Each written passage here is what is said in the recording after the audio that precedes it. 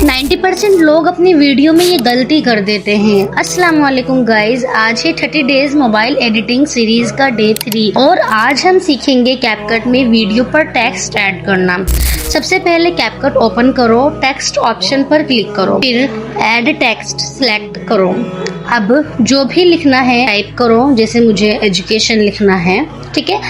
उसके बाद font change कर सकते हो, कलर ऐड कर सकते हो और एनिमेशन से टेक्स्ट को और अट्रैक्टिव बना सकते हो। एक छोटा सा टेक्स्ट भी वीडियो को नॉर्मल से प्रोफेशनल बना देता है। अब आप भी ट्राई करो और कमेंट में बताओ नेक्स्ट किस टॉपिक पर वीडियो चाहिए। और अगर आप मोबाइल से एडिटिंग सीखना चाहती हो बेसिक से एडवांस तक, तो अभी फॉलो करो, क्योंकि रोज एक नया एडिटिंग सीक्रेट लाने वाली हूँ।